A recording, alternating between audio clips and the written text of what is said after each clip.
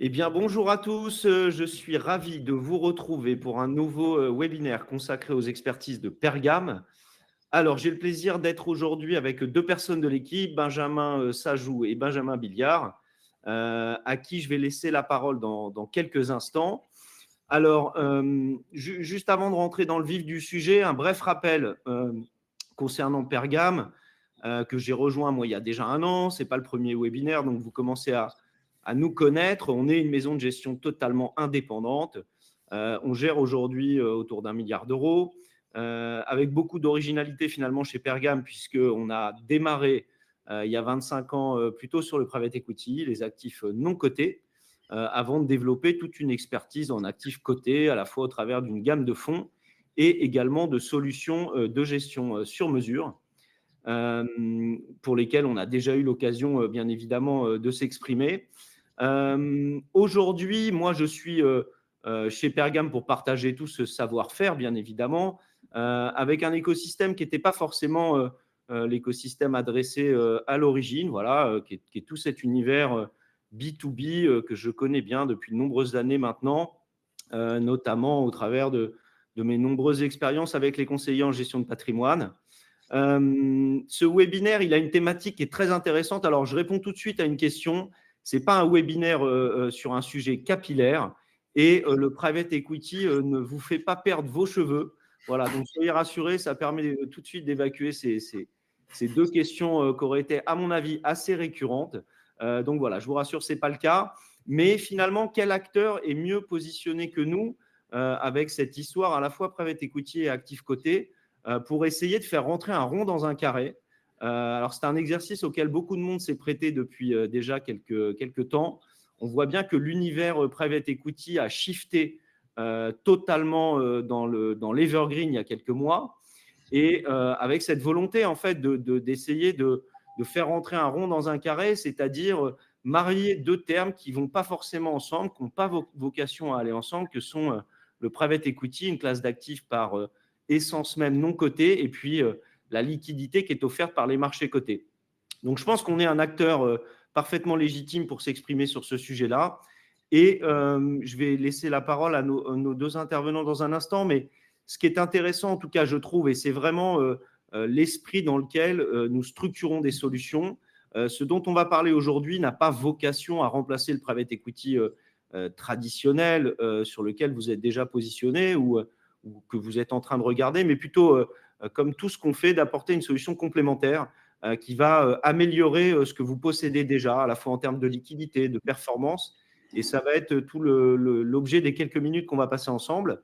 Je vous rappelle bien évidemment que, as usual, vous pouvez poser toutes les questions que vous souhaitez. On essaiera de les regrouper et probablement d'y répondre en fin de présentation. Et voilà, j'espère que vous allez passer un bon moment. Moi, à titre personnel, quand j'ai découvert cette solution, j'ai appris énormément de choses. C'est un univers que je ne connaissais pas du tout. Vous allez voir que ce n'est pas une solution de Géo trouve tout. On n'est pas allé vous chercher quelque chose d'extrêmement complexe et tiré par les cheveux, bien au contraire.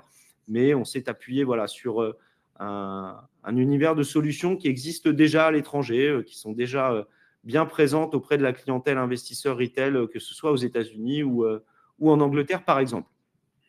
Messieurs, je vous laisse la parole. Je me permettrai peut-être d'intervenir de temps en temps pour une petite question poil à gratter ou préciser, vous demander de préciser votre propos, etc. Et puis, on se retrouve tout à l'heure en fin de webinaire avec l'ensemble des questions. Merci beaucoup, Blaise, pour cette introduction.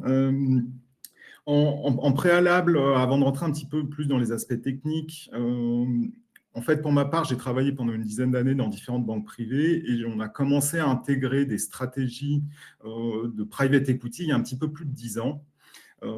Avec des offres qui étaient plus confidentielles que ce que l'on connaît aujourd'hui, avec le développement des offres diverses et variées par les sociétés de gestion, par les réseaux de distribution, par des acteurs spécialisés. Donc, j'ai bien vu l'intégration et le développement de la classe d'actifs auprès des investisseurs privés et des family office en parallèle. Fort de cette expérience, j'ai constaté sur les 10 dernières années qu'en fait, on a principalement construit des allocations plus par opportunité que par choix, c'est-à-dire qu'on se retrouvait à avoir des accès sur des fonds spécifiques et on a eu tendance très souvent à accumuler différentes stratégies qui étaient très souvent du LBO, principalement européen, et avec l'émergence récente des offres de private equity, effectivement, on a maintenant un panel qui permet d'être plus structuré sur l'approche. Et c'était un des premiers points qui m'a amené à me poser des questions sur la manière dont on pouvait appréhender l'allocation sur la classe d'actifs.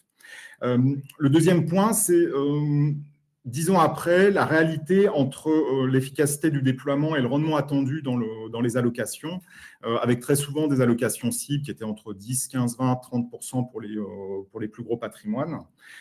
Et 10 ans après, une réalité de rendement et d'impact sur l'allocation qui s'avère pas forcément déceptif parce que les TRI sur les investissements quantitarialisés ont délivré la performance, mais un décalage entre ce qu'on souhaitait avoir en termes de performance avec cette allocation sur le private equity et la réalité. Et le troisième point, on se confronte aujourd'hui à des investisseurs qui ont commencé à se positionner en private equity il y a une dizaine d'années, qui avaient 50, 55 ans et qui se retrouvent aujourd'hui avec des allocations matures, qui ont 10 ans de plus, qui s'approchent des 70 ans et qui commencent à se poser la question de se dire le retour de l'argent sur le private equity est moins rapide, ou en tout cas, on a moins de visibilité sur le retour de l'argent. Et est-ce qu'effectivement, par rapport à ma maturité patrimoniale, je suis prêt à reprendre des engagements très longs qui potentiellement pourraient générer des complications sur les successions ou sur la suite de la gestion du patrimoine. Donc, fort de ces 3 points, j'ai réfléchi et rencontré Benjamin il y a quelques années, et on a commencé à regarder les solutions qui existaient dans le monde anglo-saxon, et entre autres les solutions de Private Equity Investment Trust, qui sont des véhicules et des modèles qui existent depuis plus d'une vingtaine d'années en Angleterre. Avec l'idée nous devons répondre aux nouveaux enjeux stratégiques du développement du private equity dans les allocations d'investissement, avec une volonté de diversification, tant sur les stratégies, les sociétés de gestion, la maturité et les géographies, maximiser la valeur par le pilotage de l'exposition sur le long terme et optimiser les contraintes de gestion des cash flows. Avec cette approche et cet univers des investment private equity trust, on adresse de manière différente l'accès à la classe d'actifs. Je vais laisser maintenant la parole à Benjamin qui va expliquer un petit peu plus en détail la nature de ces véhicules et comment est-ce qu'on a adressé, comment est-ce qu'on a intégré cette classe d'actifs dans une stratégie dédiée chez Pergam. D'accord, donc si tu passes la slide. Bonjour à tous et merci infiniment, Olaes, pour ton introduction. Donc, en effet, on a cet univers que j'appellerais l'univers des Private Asset Trust. C'est un univers, moi, j'ai travaillé 20 ans à Londres et j'avais investi dans ces trusts à titre personnel.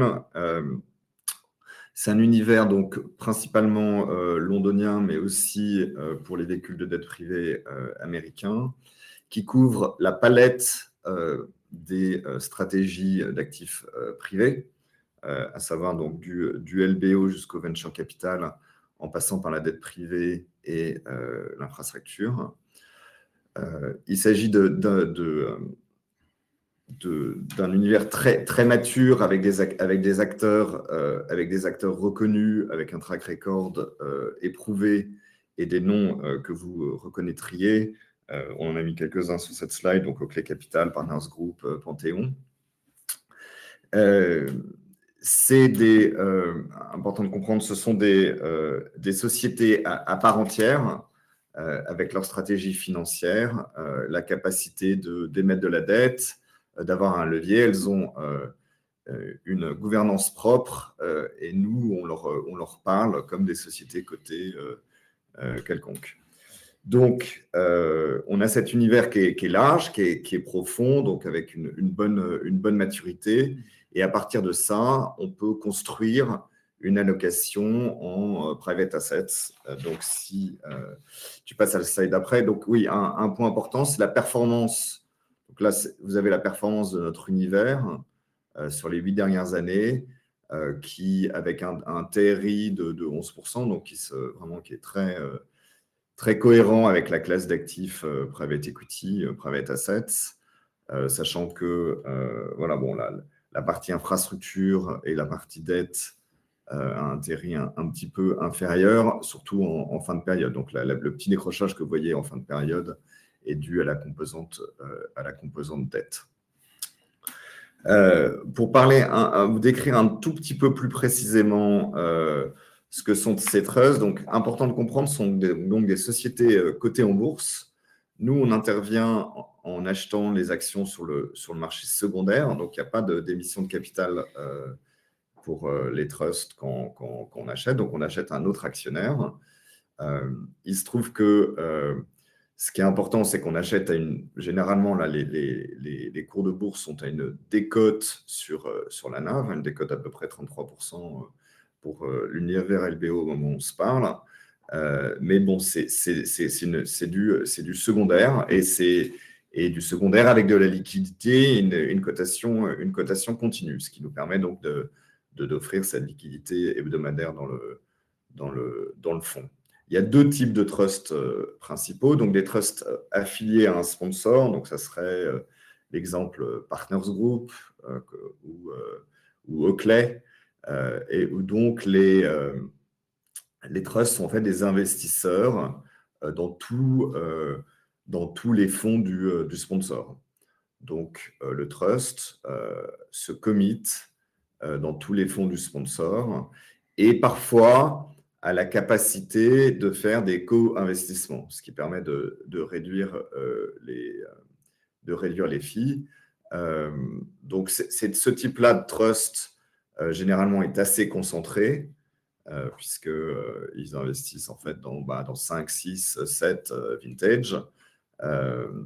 Mais ce qu'il faut bien comprendre, c'est que les trusts qui ont fait ces IPO sont généralement des performances premier quartile.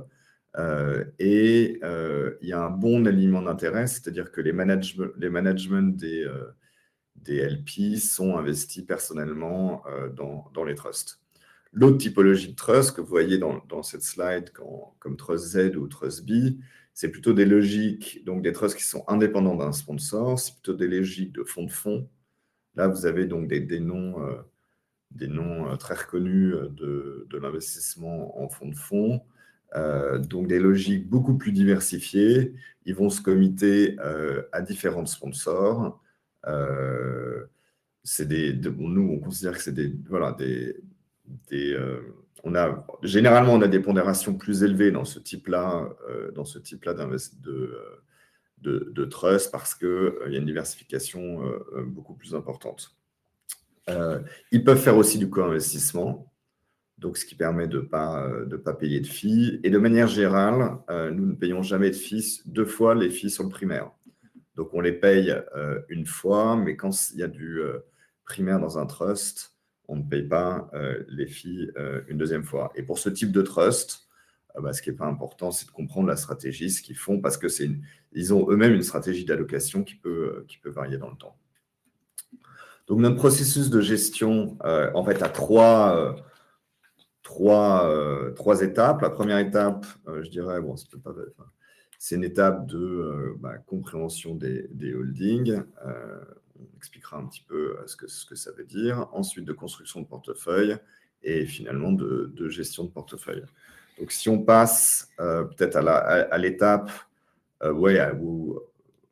analyse ou sélection de fonds. Donc ça, on a mis, il y a trois considérations importantes. Le premier, c'est la compréhension de la stratégie et ou du track record. Donc si c'est un trust affilié à un sponsor, bien comprendre comment ils investissent, leur track record. Et ça, en fait, on est exposé vraiment à des investisseurs tier 1. Pour ce qui est des fonds plus diversifiés, il s'agit de comprendre leur allocation et comment elle va changer dans le temps. Pour donner un exemple, on a parlé par exemple à Patria, qui est un investisseur principalement en co-investissement et aussi en primaire, mais on pouvait On a parlé de leur philosophie en termes de voilà, qu'est-ce que la composition idéale d'un comité d'investissement, quand est-ce qu'ils dropent un manager, quand est-ce qu'ils ajoutent un manager. C'est le genre de discussion qu'on peut avoir et on peut évaluer leur stratégie et se dire voilà, si elle va dans le bon sens. De manière générale, tous nos fonds de fonds vont vers plutôt du small et mid cap versus du large cap. La deuxième considération, c'est la gouvernance, l'allocation de capital, sachant que ce sont donc des sociétés cotées, elles ont un board indépendant, elles peuvent prendre du levier financier, elles ont aussi des commitments quand elles investissent en primaire. Donc, c'est à nous de comprendre cette stratégie financière. Elles sont aujourd'hui en train de faire du buyback. Donc, on comprendre cette stratégie, l'évaluer, voir si elle crée de la valeur. Et le troisième paramètre, très important, les coûts et les fees. Dans certains cas, il peut y avoir des performance fees, il y a des fees sur les investissements, les co-investissements, comprendre quelle est leur nature. Ça, c'est évidemment très important. Et la quatrième considération, donc, c'est la valorisation. Il se trouve que notre univers a une décote, mais la décote n'est pas du tout homogène selon les acteurs. Et en plus, on a accès en fait à la valorisation du portefeuille sur lequel on prend une vue. Donc, voilà, c'est comme ça qu'on sélectionne dans la partie LBO nos positions.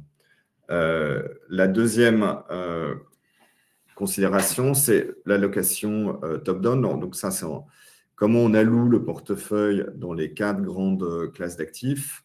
On a toujours été clair que l'allocation principale, la fonction principale de notre véhicule, c'était de faire du LBO, donc l'allocation autour de un peu plus de 80%.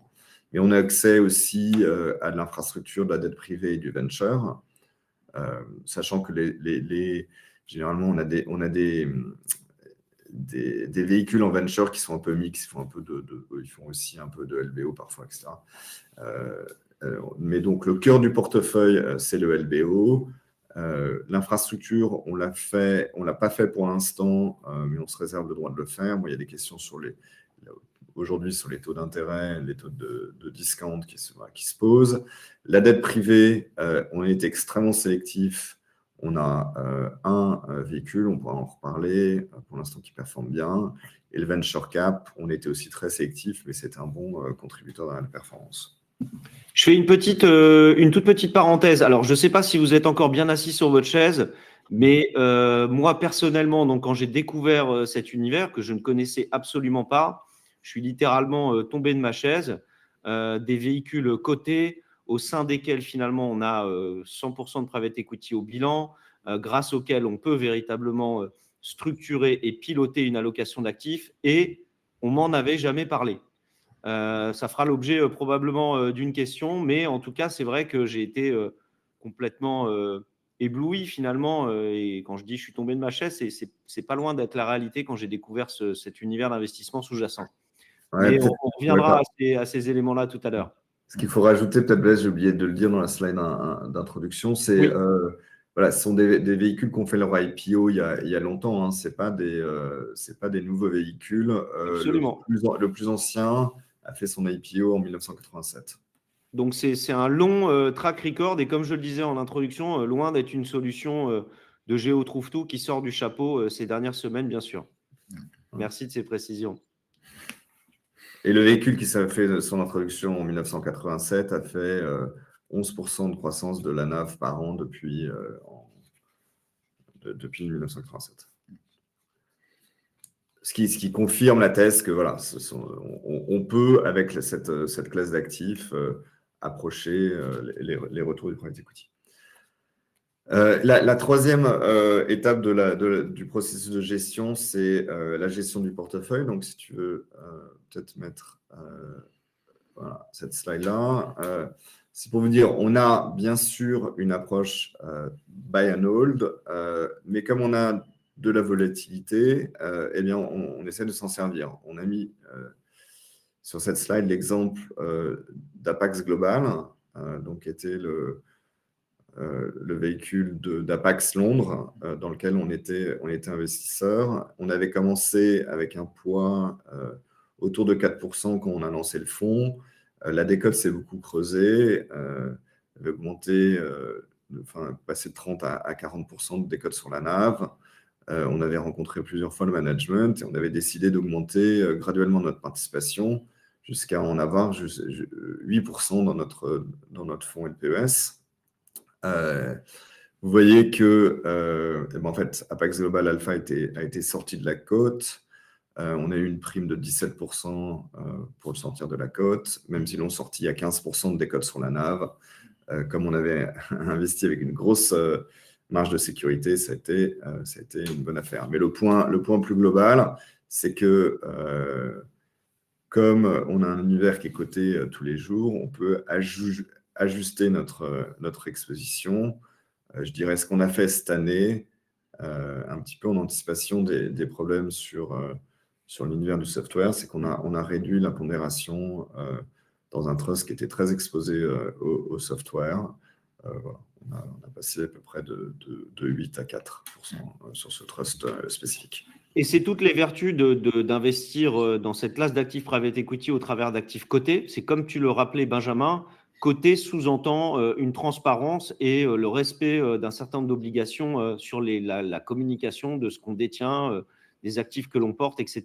et qui rend l'exercice justement d'arbitrage et d'évolution de l'allocation d'actifs beaucoup plus simple par cette transparence. Et cette transparence, elle découle directement du volet coté de cette solution. Ouais. Oui, donc pour expliquer un petit peu le type d'informations qu'on reçoit, donc c'est donc des sociétés cotées qui doivent en effet publier au moins 2 fois par an, mais qui généralement publient leur NAV, enfin pour certaines tous les mois. On a donc comme communication une net asset value par action. On a la décomposition du portefeuille avec beaucoup de granularité et puis une transparence aussi sur la valorisation du portefeuille et quelques métriques. D'ailleurs, on pourra le montrer. Donc, si tu passes peut-être, pour donner un petit aperçu du portefeuille, donc ça c'est principalement sur la partie LBO. Donc, on est une répartition géographique assez équilibrée entre l'Europe et les US. Donc, ce qui est important de dire, ce sont des véhicules anglais, mais qui sont exposés à des sponsors globaux. À noter que l'exposition aux US a été un petit peu un frein à la performance en 2025 du fait de la dépréciation du dollar. En termes de secteur d'activité, vous retrouvez l'exposition, je dirais, classique du PE avec une part importante de la technologie, l'industrie, la santé, etc. La part de 24% de la technologie que vous voyez sur ce slide a été un petit peu réduite parce que ça, c'est la photo à fin décembre 2025. Et en termes d'investissement, typologie d'investissement, la moitié en primaire, le reste en co-investissement principalement et un peu de secondaire, sachant que la part du co-investissement a tendance à augmenter. Cette slide, elle est, je fais une parenthèse, particulièrement intéressante et importante pour vous. En fait, quand je la regarde, j'ai l'impression de voir l'allocation cible d'un family office sur la classe d'actifs private equity. Et pour nos partenaires conseillers en gestion de patrimoine indépendant, je trouve que c'est un point qui est clé, fondamental, parce que par expérience, c'est vrai qu'on a plutôt tendance à travailler quelques années avec une maison et puis au bout de 3-4 ans et quelques millésimes, on switch sur une autre. Et souvent, on l'a vu d'ailleurs concrètement, on se retrouve au bout de quelques années avec une allocation d'actifs qui n'a pas véritablement été pensée, comme c'est le cas dans les family office, où on va finalement déterminer quelle poche on souhaite allouer à différentes stratégies. Et on sait que, bien évidemment, c'est majoritairement du buy-out, tout simplement. Et c'est tout ce qu'on peut faire au travers des actifs qu'on utilise, c'est-à-dire pour des montants qui n'ont rien à voir, pilotés, comme le font les plus grands family office du monde, une allocation d'actifs, la suivre avec toute la transparence des marchés cotés et la faire évoluer également de façon simple avec un réel pilotage. Merci Blaise, et c'est complètement comme ça qu'on a pensé et structuré l'approche, qui est effectivement un parti pris d'exposition majoritaire en buy-out, mais qui traduit bien les orientations des plus grands investisseurs. Donc, si on passe, voilà, donc ça sur le LBO, donc vous voyez un petit peu le type d'informations qu'on a par société, croissance des revenus, qui comprend les acquisitions build-out, des sociétés du portefeuille, croissance de l'EBITDA. Donc, on voit bien que c'est voilà, des métriques qui sont comparables aux métriques du private equity typique. Net debt to EBITDA, on a quand même des ratios qui sont plus en ligne avec les normes européennes que les normes américaines. C'est quelque chose qui nous satisfait. Donc, voilà, une prise de risque un petit peu plus modérée et une valorisation autour de 16 fois l'EBITDA pour les sociétés du portefeuille. Sachant que ces métriques, on peut les traquer dans le temps, voir comment elles évoluent, etc. Et c'est ce qu'on fait d'ailleurs, ce qui nous amène à poser des questions au management quand, voilà, s'il y a quelque chose qui change. Peut-être sur l'actualité perspective, ça nous semble assez intéressant d'expliquer que notre univers est un moment très intéressant de la vie des trusts. Les décotes sur la NAV sont très importantes. Elles sont autour de 33% aujourd'hui. Donc, typiquement, quelque chose qui vaut 100, vous l'achetez 67. Et ça a tiré... Et c'est en fait la même chose pour l'ensemble des trusts du marché anglais, parce qu'il y a beaucoup de sorties de fonds sur le marché anglais. Le marché anglais est un marché vraiment très, très attractif du point de vue de la valorisation. Et ça a tiré un certain nombre d'activistes, dont Buzz Weinstein, qui est le fondateur de Saba Capital, hein, qui est un fonds activiste américain, qui a une participation de plus de 5% dans 25 trusts. Et donc, donc le secteur est en fait sous pression des activistes, ce qui a un impact positif pour nous à plusieurs égards. Ça a un impact positif sur la gouvernance qui s'améliore, sur les fees qui baissent, et principalement sur la politique d'allocation du capital de ces trusts qui ont eu tendance à augmenter le buyback. Et donc, le buyback, à ce niveau de décote sur la NAV, est très créateur de valeur. Et donc, quand on pense en fait à la performance à long terme de notre fonds, on a la croissance de la NAV qui est améliorée par le buyback, peut-être 1 ou 2% par an. Et en plus, on pense qu'à long terme, il serait possible que les décotes de holding se compriment, ce qui pourrait être la cerise sur le gâteau et apporter un peu plus de performance. Alors, comme vous savez tous les deux, moi j'ai l'esprit extrêmement mal tourné, mais ça m'amène tout de suite une réflexion. Mais en fait, on peut acheter peu ou prou les mêmes actifs qui sont proposés par des acteurs traditionnels de cet univers private equity, mais en fait, on les achète en plus avec une décote. Ça, je trouve ça particulièrement intéressant. Et on peut, en plus de ça, travailler de façon opportuniste cet univers de décote. Mais je ne sais pas si je me trompe ou pas, mais j'ai ce sentiment-là, voilà, qu'on peut finalement être un peu malin, particulièrement dans les univers heurtés dans lesquels nous sommes aujourd'hui, et finalement profiter de cette liquidité, de cette transparence et parfois de niveaux de décote intéressants pour finalement s'exposer à la même chose. Est-ce que je me trompe ou est-ce que c'est quand même une réalité? Alors, tu soulignes un point important, Blaise, c'est qu'effectivement, on retrouve beaucoup de ces grands LP, grandes sociétés de gestion, grandes GP, pardon, et sociétés de gestion qui proposent et qui sont entre autres en train de se développer sur le marché français avec des solutions de fonds evergreen plus classiques, avec des contraintes d'entrée, des contraintes de liquidité, où on retrouve globalement peu ou prou la même nature d'actifs sous-jacents qui effectivement sont investis et achetés à la NAV versus les véhicules de type trust qui se traitent aujourd'hui avec une décote. Si on regarde un tout petit peu dans le rétroviseur sur l'évolution de ces décotes, historiquement, ça s'est plutôt traité sur les trusts de LBO à entre 10 et 15%, on va dire, de décote. Et il y a effectivement un gros shift sur l'univers après la phase de dérating de 2022-2023, où globalement, tous les modèles de valorisation de cet univers private equity ont été challengés et remis en question. Et on a vu émerger effectivement un niveau de décote plus important sur l'univers de ces trusts, que l'on considère nous être une bonne opportunité et un modèle différent et pour le coup complémentaire effectivement avec ce qui peut être fait sur des solutions plus classiques.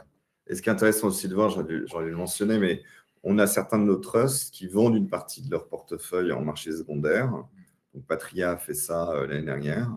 Ils ont vendu à 6% de décote sur la NAV pour créer une petite réserve financière qui a servi à faire du buyback à 30% de décote sur la NAV. Donc, il y a vraiment un moment de... Il y a une opportunité qui est liée à ce disconnect, comme on dit en anglais, je ne sais pas le mot français, entre les marchés secondaires et les décotes de NAV observées sur les marchés cotés. Très clair, merci. Sur les cases, on vous en partagera la présentation après le webinaire, et on vous a remis deux investment cases qui font partie de deux positions cœur de portefeuille que nous avons dans la stratégie. Pour avancer et pour se projeter un petit peu sur ce qu'est le marché aujourd'hui de l'investissement en private equity et les solutions qui sont mises à disposition, on se compare plutôt à l'environnement des fonds evergreen que l'on voit se développer très significativement sur le marché. Alors, j'ai fait une sélection très rapide, mais qui projette les principaux acteurs, entre autres, dans la distribution, et dont Apax Private Equity, Opportunity ou Ardian Access Solutions, qui sont des solutions sur lesquelles il y a le plus de track record. Et j'ai commencé... On voulait partager avec vous juste la différence qu'il y a entre le modèle de structuration de LPES du fait de la nature des actifs sous-jacents et de ce qu'on constate globalement sur les FCPR classiques ou sur les modèles LTIF2 que l'on connaît aujourd'hui. Le modèle de LPES est en fait une SICAV sous un format FIA, qui est enregistré en Euroclear et qui se traite de manière hebdomadaire. Donc, on a une VL directement qui se traite toutes les semaines et sans contrainte de liquidité, c'est-à-dire que l'on peut rentrer et sortir toutes les semaines. Il n'y a pas de mécanisme de lock-up dans le cadre de notre stratégie. Versus les modèles assortis mensuels ou trimestriels à préavis ou les contraintes qu'on peut avoir en termes de lock-up sur les différents fonds evergreen de la place.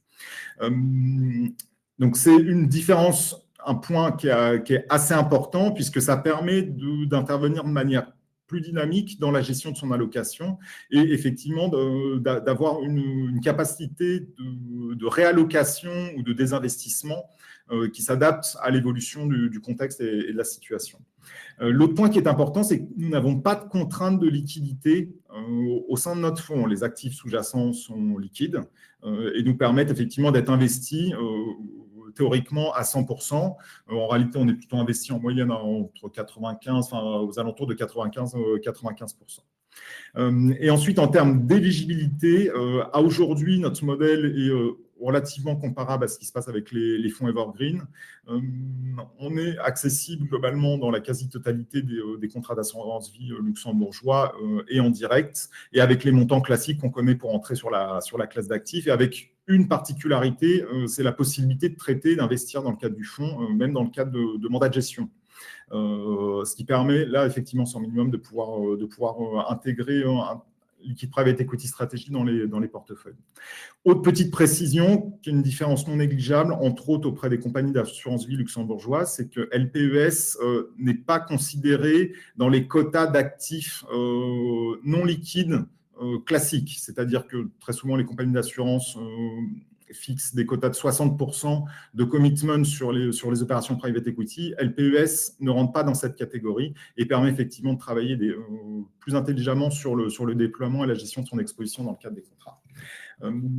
Et ça répond d'ailleurs, je fais une parenthèse, à plusieurs interrogations, notamment une question qui était déjà posée dans le chat sur ce sujet justement du commitment. Est-ce que c'est considéré comme un commitment traditionnel ou pas? Donc, on a la réponse. Et c'est bien évidemment un avantage non négligeable.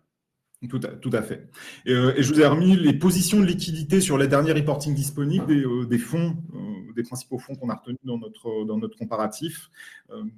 Et effectivement, on voit qu'il y a un vrai sujet de la gestion de ces positions de liquidité pour ces fonds, qu'on la pression à déployer en parallèle de leur collecte. Et on verra, parce qu'on n'a pas assez de recul, je pense, sur ces modèles de fonds evergreen, quel sera l'impact en termes de rentabilité, de performance réelle à la fin, au bout de quelques années. Alors, un CGP m'a dit l'autre jour, un CGP un peu taquin, me disait l'Evergreen, c'est super, il y a de la liquidité, surtout quand tu n'en as pas besoin, mais quand tu vas en avoir besoin, malheureusement, il n'y en aura plus. Donc, alors, c'était une réflexion un peu taquine, mais comme je le disais en introduction, voilà, on a vocation, nous, à apporter des solutions complémentaires.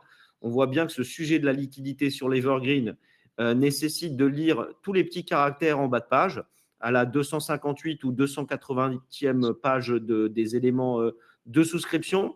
Et donc, notre solution, voilà, elle n'a pas vocation à remplacer ça, mais plutôt, comme je le disais, à améliorer ce point-là, qui est la liquidité de votre exposition private equity. Et c'est pour ça qu'il me semble indispensable d'intégrer une brique liquide cotée pour traiter ce vrai sujet de la liquidité que seuls les actifs cotés peuvent véritablement adresser. Merci Blaise. Et pour être honnête avec nous-mêmes, on a lancé la stratégie toute fin 2024, même si on avait commencé à travailler sur la classe d'actifs il y a bien longtemps. Et là, on vous compare l'évolution de LPES par rapport à la sélection de fonds evergreen. Et donc ça, c'est arrêté à fin février. Donc la réalité, il faut dire les choses, il n'y a pas de free lunch, c'est-à-dire qu'on ne peut pas avoir de la liquidité et pas de mark-to-market. Et on voit qu'effectivement, l'évolution de LPES est plus heurtée. C'est une réalité que les modèles de fonds evergreen. Et c'est la contrepartie, effectivement, d'avoir la capacité d'entrer et de sortir et de pouvoir se déployer progressivement sur cette classe. Et là, je fais une parenthèse qui est plus une parenthèse commerciale, mais qui me semble fondamentale et qui n'est absolument pas une critique. Soit vous allez adresser cette classe d'actifs au travers véritablement de fonds classiques, traditionnels, qui ne vous offriront pas de liquidité. Et effectivement, c'est une façon de regarder ce marché. Ou soit vous allez peut-être le travailler un peu différemment. Et c'est là où toute la stratégie LPES, me semble-t-il, prend du sens, avec non pas de la naïveté de ne pas avoir de mark-to-market parce qu'on a parfois besoin de blanchir de la volatilité. Il n'y a pas de gros mots finalement derrière ça, parce qu'on sait très bien que la valorisation des marchés cotés au quotidien, c'est très compliqué. On sait très bien que la tolérance à la volatilité, c'est très compliqué. Donc, cette absence de mark-to-market a beaucoup de vertus dans le suivi de la relation commerciale, parce que ça permet d'expliquer, de revenir sur l'entreprise, sur les mécanismes avec lesquels on va gagner de l'argent, les leviers qu'on va activer pour générer de la performance, sans que ce soit pollué par du mark-to-market. Nous, on offre de la liquidité, mais comme l'a dit Benjamin, cette liquidité, elle a un corollaire, c'est le mark-to-market. Et ce mark-to-market, c'est finalement le reflet du vrai prix de votre liquidité.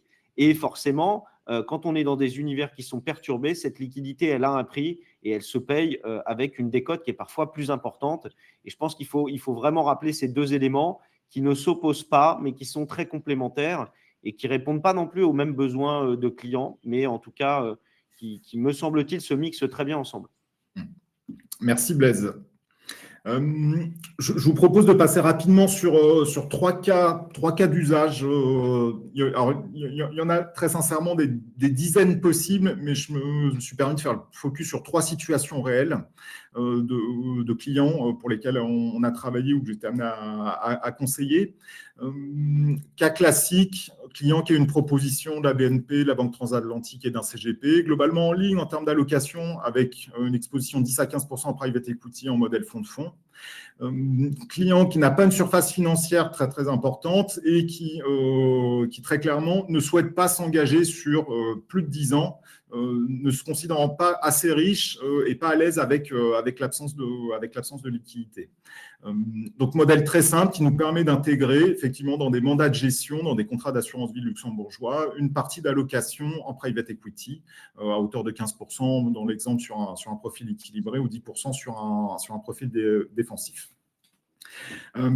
Deuxième exemple, client un petit peu plus structuré qui a commencé à construire son allocation en private equity il y a un petit peu plus de 10 ans, qui approche les 70 ans, et qui a une allocation qui effectivement commence à devenir liquide moins rapidement que prévu et qui est effectivement un point de préoccupation pour lui et qui nous demande de réfléchir à comment gérer la seconde partie de son cycle d'investissement en private equity. Et là, c'est un exemple réel de projection de flux de distribution sur l'ensemble des investissements qui ont été réalisés à partir de 2015-2016 et de la manière dont on va les réallouer progressivement sur une poche beaucoup plus liquide avec l'approche LPES et des fonds avec des horizons plus courts de retour pour ne pas se reprojeter sur 10 ou 15 ans de cycle d'investissement. Troisième cas, qui est un troisième cas réel d'un modèle de family office qui effectivement gère une fortune de plus de 100 millions d'euros au sein d'une société holding avec un objectif d'exposition private equity structurelle de 30%. Et la personne qui fait les reporting et le suivi, qui s'occupe des investissements, qui nous a expliqué qu'il avait un sujet récurrent, c'est qu'effectivement, il ne présentait jamais une exposition à la hauteur de ce qui était fixé dans leur plan d'investissement à long terme, avec la difficulté de gérer les décalages sur les flux de dividendes, les appels de fonds, les distributions. Une des options pourrait être de se surcomiter en permanence, mais globalement, les single family office de ce profil-là sont plutôt prudents dans cette approche. Et donc, on intègre progressivement LPES comme variable d'ajustement de leur allocation pour être au plus proche, de manière régulière, avec les points mensuels qui sont amenés à faire, pour que leur allocation soit au plus proche de leur cible et qu'effectivement, il n'y ait pas de distorsion dans l'évolution de cette allocation. Donc voilà, c'est un troisième cas différent, mais qui présente aussi un fort intérêt. Pour vous donner les termes très rapidement du fonctionnement du fonds, donc aujourd'hui on a deux parts, une part institutionnelle et une part distribution, avec des frais qui sont différenciés, des rétrocessions, le cas échéant pour la part distribution. Un fonds qui est négociable très facilement en Euroclear, donc pas de difficulté technique. Il y a uniquement un bulletin de souscription qui a signé auprès de Pergam pour valider le profil investisseur. Et ensuite, effectivement, vous pouvez avoir la main et la vision directe sur l'évolution du fonds. Dernier point, on a été sélectionné, j'ai mis le petit badge pour nous faire plaisir, on a été sélectionné dans le cadre des coupoles de la distribution sous l'angle innovation pour le prix de la GFI. Voilà, donc on passera très prochainement notre oral et j'espère qu'on aura la chance d'être primé dans ce cadre-là. Voilà. Blaise ? Ben merci beaucoup, messieurs. On va peut-être passer aux questions. En tout cas, moi, j'ai appris beaucoup de choses. Voilà, je connaissais déjà bien sûr le sujet, mais j'en apprends à chaque fois. Franchement, j'adore cette solution. Alors, c'est vrai que je dis souvent ça au sujet de nos expertises, mais celle-là aussi, voilà, je l'adore. Je la trouve particulièrement innovante, pertinente. Je trouve que c'est une solution qui trouve une place assez naturelle, en fait, dans les allocations d'actifs. Et qui répond à des réelles problématiques. Parce que c'est sympa de proposer des solutions innovantes, etc. Mais si elles ne correspondent à aucun besoin réel, alors elles n'ont aucun intérêt. Ce n'est pas du tout le cas. On a bien vu que la classe d'actifs private equity traditionnelle, ce n'est pas fait pour des clients particuliers parce qu'il y a toute la difficulté de déploiement. Il y a bien évidemment une visibilité à la sortie qui n'est pas forcément évidente et il est dur de se projeter quand on est un particulier et non pas un institutionnel, une personne morale sur des horizons d'investissement très longs. Et je pense qu'on a quelque chose qui va trouver une place assez naturellement dans les actifs. Et d'ailleurs, ça va être ma première question. Et je rebondis sur ce que je disais tout à l'heure. Pourquoi un certain nombre de sociétés de gestion qui sont d'ailleurs très connues en France et en Europe, qui proposent des solutions classiques, traditionnelles, institutionnelles-like d'exposition à la classe d'actifs, pourquoi ils nous ont jamais parlé de cette solution Private Equity Trust avant? Et est-ce que finalement, pour la clientèle investisseurs privés, à la fois américaine, anglaise, quelles sont, eux, les solutions qu'ils vont privilégier? L'investisseur, monsieur Smith, qu'est-ce qu'il fait quand il veut s'exposer au private equity? Est-ce qu'il fait des solutions de type institutionnel closed-end, fonds fermés, ou est-ce que finalement, sa première brique private equity, ce n'est pas cet univers de trust qu'on vient de décrire? Alors, pour répondre dans l'ordre, Blaise, j'ai posé la question à Partners Group ou d'autres avec qui on est amené à travailler dans le cadre de cette stratégie sur les trusts. Leur réponse est globalement très directe. Premier point, pas ou peu de culture d'investissement en direct en France. Donc, effectivement, ils sont restés sur leur marché domestique, qui sont principalement l'Angleterre, un petit peu de Benelux et le marché allemand ou suisse, et n'ont jamais eu de volonté de se développer plus en termes de communication financière sur leur solution trust sur le marché français. Ça, c'est le premier point. Deuxième point, quand on en parle avec eux, ils disent le marché globalement est très intermédiaire en France et très structuré sur l'accès au private equity. Et donc, ils se sont entre guillemets, contentés de rentrer dans le moule des modèles de distribution existants. Donc ça, c'est la première partie de la réponse. L'utilisation de ce type de véhicule, historiquement, au UK, c'était premièrement à destination des senior partners des fonds qui avaient besoin de diversifier, d'avoir plus de liquidité sur une partie de leurs investissements dans le cadre de leur activité professionnelle. Et il y a également un pan assez important d'investissement sur cet univers des trusts au travers des modèles de fonds de retraite anglais. Globalement, tous les gens qui ont travaillé à Londres et qui ont un plan de retraite UK ont vu de près ou de loin ce type de solution d'investissement qui était proposé dans ce cadre-là.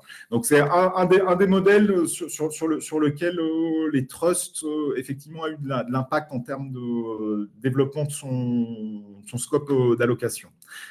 Et ensuite, les banques privées, au sens large, ont animé et accompagnent l'investissement sur cet univers, effectivement, comme première brique d'investissement et d'exposition au private equity en parallèle d'assets plus classiques, equity ou bond, comme on l'entend dans le cadre de la gestion d'un portefeuille. Bah écoute, c'était une réponse très claire et je te remercie infiniment. On va enchaîner avec une autre question, qui est une question à tiroir, mais qui est une question autour de la performance. Et ça m'amène moi aussi d'ailleurs à vous poser une question. C'est vrai qu'on a beaucoup entendu ces derniers mois, ces deux, 3 dernières années, des perspectives de performance sur la classe d'actifs très alléchantes. Alors, de la part de certains, on avait quasiment le sentiment que le private equity, en fait, c'était 15% capital garanti, sans volatilité pour les 10 prochaines années. Est-ce qu'il est raisonnable de se projeter sur ces univers de performance ? Est-ce que c'est plutôt illusoire pour des raisons qui tiennent au coût du capital, qui est plus élevé, à la remontée des taux, à toutes les problématiques de hausse assez naturelle des multiples qui s'est un peu arrêtée? Est-ce que c'est sain de présenter ces perspectives de performance, ou est-ce qu'au contraire, il vaut mieux être beaucoup plus raisonnable et tenir compte d'un environnement qui a changé? Et quelles sont les perspectives de performance qu'on peut dresser du coup sur nous, notre classe d'actifs private equity liquide? Alors, sur les performances et sur ce qui est affiché à aujourd'hui, globalement, on regarde dans le rétroviseur et l'ensemble des fonds et solutions de fonds qui sont proposés sur la place vendent le track des 10 dernières années, ou des 12 dernières années, qui sont globalement les plus belles années du private equity, avec du capital pas cher, comme tu l'évoquais, et un marché très dynamique où la circulation des capitaux était rapide. Donc, on voit bien que sur ces 2 points, on a changé complètement de situation et que, de manière évidente, ça va avoir un impact sur la rentabilité de cette classe d'actifs à moyen terme. Donc, bien évidemment, la sélectivité, être sur les stratégies les plus protégées, les plus dynamiques, permettra de toujours capter de la performance. Je pense que de manière assez évidente, on tendra plutôt vers une évolution entre 8 et 12% globalement de la classe d'actifs, plutôt qu'entre 12 et 18 comme on continue à l'afficher en termes d'historique de performance. Et le biais que nous prenons, qui est très LBO et très LBO mid-cap, a la volonté justement d'être exposé sur le compartiment du private equity, qui a priori sera celui qui continuera à délivrer la meilleure performance. La façon dont je le vois personnellement, c'est que si tu veux, quand tu penses à la classe d'actifs private equity LBO, tu vas avoir 2, 3 étages de performance. Tu as en fait la performance des actions, plus un peu de levier, plus en fait ce qui fait l'attrait du private equity, c'est d'avoir une gouvernance très resserrée et une capacité d'action et de transformation des entreprises. Mais c'est certain que tu vas avoir donc, je pense, performance equity plus. Maintenant, comme on l'a dit, dans les 10 dernières années, les taux ont baissé. Par conséquent, les multiples ont monté. Ça a aidé la performance de l'equity et ça a beaucoup aidé la performance du private equity. Bien sûr. Et ce qu'il faut garder, juste pour donner 2 chiffres, Oui.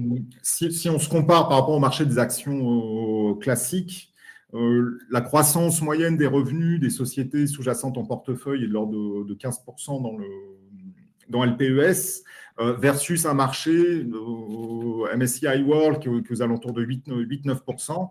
Et sur les marges, sur les croissances d'EBITDA, on est à peu près à 17 points de croissance d'EBITDA dans le portefeuille sous-jacent LPES, contre 7,5% à peu près sur le MSCI World. Donc, on voit bien que structurellement, quand même, l'investissement et l'exposition private equity permet d'être exposé sur des sociétés qui sont très bien positionnées et qui sont en développement et en croissance. Oui, on a pas mal d'autres questions, mais très rapidement, on a bien sûr des questions autour de la liquidité, de la profondeur de marché, puisqu'on parle de solutions liquides. Cette liquidité, elle est de quelle nature? On parle de quel montant? À la fois profondeur de marché sur l'univers d'investissement et volume traité aussi quotidien. Je pense que ce sont des éléments importants et ça rejoint aussi une autre question. Je vais les grouper, qui est une question autour de la liquidité, de ce qu'il est en train de se passer également aux États-Unis, de l'autre côté de l'Atlantique, sur l'univers de la dette privée, qui est un univers qui fait beaucoup parler de lui. Donc voilà, si tu peux, peut-être c'est une question un peu compliquée, mais en quelques mots, nous donner les grandes lignes de ton analyse sur ce sujet-là, tant profondeur de marché, volume traité que ce sujet de la dette, de la dette privée aux US. Et est-ce qu'on pourrait être amené sur l'univers des trusts à vivre la même chose, c'est-à-dire des trusts qui ne cotent plus, par exemple, comme c'est le cas, non pas sur des véhicules de dette privée cotés, mais sur les fonds de dette privée, comme je le disais, aux États-Unis? Alors, clairement, sur le dernier point, la liquidité, elle sera toujours présente. C'est un point qu'on regarde. On a, sur notre univers, on a en moyenne des échanges, mettons 50 millions par jour. Donc, pour la taille de notre fonds, voilà, on est très liquide. Et il y a pas ce phénomène de gate comme pour le crédit privé, le private credit aux US. Voilà. Et le deuxième point, c'est notre allocation. On a été, depuis la constitution du fonds, très prudent sur le crédit privé aux US. On a décidé de ne mettre aucune BDC dans le portefeuille. Donc On a BDC, je fais une parenthèse, Business Development Company sont des véhicules cotés qui portent de la dette privée essentiellement au bilan. Voilà. Qui, eux, d'ailleurs, continuent à coter, hein, d'ailleurs, aux US. Absolument. Enfin, qui ont vu une explosion de la décote par rapport à la NAV et qui ont eu d'assez mauvaises performances de ce fait.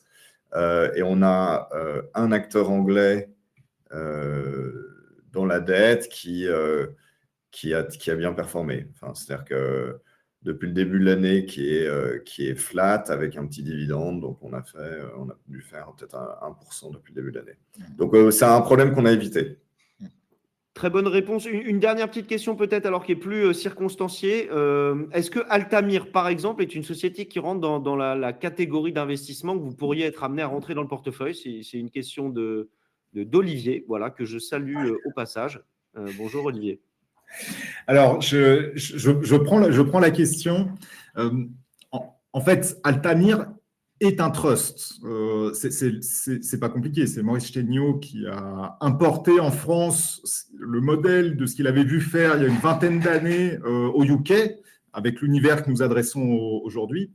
Donc, Altamir est un modèle de trust à part entière, avec un statut spécifique français qui est effectivement également coté. Altamir n'est pas dans notre univers d'investissement, en tout cas ne passe pas les filtres de sélection du modèle que nous gérons aujourd'hui, pour deux principales raisons. Premier point, un sujet de gouvernance, c'est-à-dire que globalement, le capital est détenu, je pense, à 60-70%. Je n'ai pas les éléments précis, mais par une seule personne. Donc, il y a un réel sujet de gouvernance et potentiellement d'alignement d'intérêt sur cette partie-là. Et globalement, quand même, un sujet de liquidité par rapport à ce qu'on voit sur le marché UK sur ce type de véhicule. Donc, Altamir, effectivement, pourrait rentrer dans la thèse d'investissement et c'est un des seuls modèles qui existent en Europe continentale et en France en particulier sur cet univers-là. Mais non, ça n'est pas dans notre liste et shortlist de sélection des sociétés investissables. Eh bien, écoute, merci beaucoup, Benjamin. On avait une dernière question, mais je crois qu'on y a répondu sur le niveau de décote normatif sur les trusts LBO qui existent sur le marché, mais c'est un sujet qui a été évoqué tout à l'heure. Ouais, le normatif sur longue période, c'est autour de 20%, qui correspond d'une certaine façon au coût de friction du trust plus un petit delta. Et aujourd'hui, on est très au-dessus de ces niveaux puisqu'on est autour de 33-34%. Voilà, ouais, aujourd'hui 33-34%. Et l'année dernière, au pic de la baisse des marchés avec les tarifs, on est descendu jusqu'à 39% de décote. Voilà, pour remettre les choses dans le contexte et bien se rendre compte de l'évolution qu'on a sur cette partie-là. Eh bien, écoutez, merci beaucoup. On a respecté à peu près notre timing entre à la fois la présentation, les questions. Moi, très honnêtement, j'ai été ravi d'être avec vous. J'ai encore appris des choses. Donc, j'imagine que nos partenaires, et ce n'est pas toujours le cas dans les visios, en ont beaucoup appris également. Comme je le disais, moi, j'aime beaucoup cette solution pour toutes les raisons qu'on a évoquées. Aujourd'hui, c'est le jour de mon anniversaire. Voilà, je voulais vous en faire part également. Donc, je serais ravi à cette occasion de recueillir vos souscriptions nombreuses si vous avez été convaincus, de répondre à d'autres questions. Mais voilà, n'hésitez pas, bien sûr, ça me fera très plaisir. J'espère que vous avez été convaincus. Toute l'équipe, je le rappelle, c'est toujours notre ADN Pergame, mais est à votre disposition pour nous revoir, creuser, approfondir, etc. Donc, on sera ravis de continuer à vous parler de ce sujet private equity liquide qui nous tient à cœur. Et comme vous voyez, faire rentrer un rond dans un carré sans complètement détruire le carré, c'est finalement possible. Et je pense que c'est tout ce qu'on a démontré. Et c'est toute la vertu de cette solution qui a vocation à compléter ce que vous faites déjà et à lui faire du bien. Voilà. Bah, écoutez, en tout cas, merci à tous. Je crois que c'est le webinaire où on avait le plus de connectés. Donc voilà, c'est que la thématique private equity, en tout cas, elle intéresse beaucoup de monde et que vous avez été brillants. Donc, merci messieurs, merci à tous et à très bientôt. Merci. Merci Blaise, au revoir à tous. Merci, bye bye.